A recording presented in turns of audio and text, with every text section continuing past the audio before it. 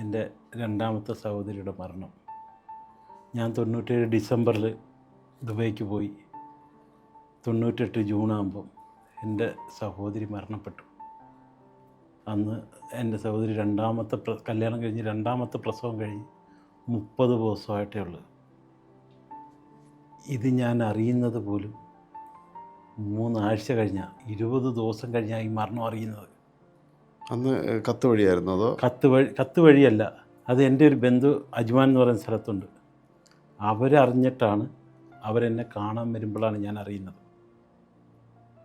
ഇങ്ങനെ എൻ്റെ ആ സഹോദരിയെക്കുറിച്ച് പറയാനുണ്ടെങ്കിൽ, എൻ്റെ ജീവിതത്തിൽ അന്ന് വരെ എന്നോടൊപ്പം എൻ്റെ എന്ത് ദുഃഖവും എനിക്ക് പറയാൻ പറ്റുന്ന എൻ്റെ ആ സഹോദരിയോടായിരുന്നു.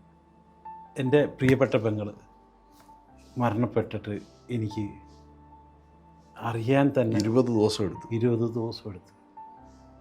അത് ഇപ്പോഴാലോചിക്കുമ്പോഴും എനിക്ക്, അതായത് ആ സമയം നാട്ടിലൊക്കെ വരിക എന്ന് പറയുന്നത് ഒരിക്കലും ഒരു നാട്ടിലൊരു മരണത്തിന് ഗൾഫിൽ നിന്ന് ഒരാൾ വരിക എന്നൊക്കെ പറഞ്ഞത് ചിന്തിക്കുക. കാരണം അന്ന് ഗൾഫിൽ നടക്കുന്ന മരണങ്ങൾ പോലും മാസങ്ങൾ കഴിഞ്ഞ് നാട്ടിൽ ബോഡി അല്ല, അന്നത്തെ സാഹചര്യത്തിൽ നമുക്ക് വരാനും പറ്റത്തില്ല.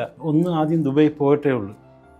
നമുക്ക് അന്ന് നാട്ടിൽ വരണമെന്നോ അതിൻ്റെ കാര്യങ്ങളൊന്നും നമുക്കറിയത്തില്ല. അന്നത്തെ കാലത്ത് നമ്മൾ ഈ പ്രവാസികൾ മരണവും കല്യാണവും ഒക്കെ അറിയുന്നത് കത്തിലൂടെ മാത്രമാണ്. അതെ. എന്നോടൊപ്പം ചേർന്ന് നിന്ന എൻ്റെ ആ സഹോദരി ഈ ഭൂമിയിൽ ഇനി ഇല്ല എന്ന് തിരിച്ചറിഞ്ഞ ഒരു നിമിഷം. ആ സമയം എന്ന് പറയുന്നത് വേറെ അങ്ങനെ ആശ്വസിപ്പിക്കാൻ പോലും ആരുമില്ല, ഒറ്റപ്പെട്ട് നിൽക്കുന്ന ഒരു പ്രവാസ മണ്ണ്. കാരണം ഇത് ഞാൻ പറയല്ലേ, നമുക്ക് വന്നൊന്ന് ഒരു ആശ്വാസ വാക്ക് പറയാൻ പോലും ആരുമില്ല. മരണപ്പെടുന്ന സമയത്ത് 22-23 വയസ്സേ ഉള്ളൂ. സഹോദരിയുടെ ആദ്യത്തെ മോക്ക് 1 വയസ്സും രണ്ടാമത്തെ മോക്ക് 28 ദിവസമേ ഉള്ളൂ. ഓ, അപ്പോൾ അത് ഒറ്റയ്ക്ക് അവിടെ നിന്ന് ആ വേദനകൾ അനുഭവിക്കേണ്ടി വന്നു. വേറെ ആരും ഇല്ലല്ലോ.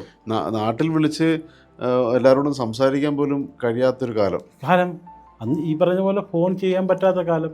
മാസത്തിൽ ഒരു കാർഡ് മേടിച്ച് ഫോൺ ചെയ്യുന്ന ഒരു മനുഷ്യന് എന്തറിയാനാ?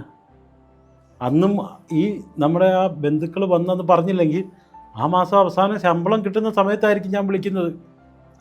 അന്നേരം അറിയത്തുള്ളായിരുന്നു. അന്നേരം ഏകദേശം 1 മാസത്തിൽ കൂടുതലാവും. പക്ഷേ എൻ്റെ ജീവിതത്തിൽ ഉണ്ടായ ഏറ്റവും വലിയ ദുഃഖം അന്നും ഇന്നും അതുതന്നെയാണ്.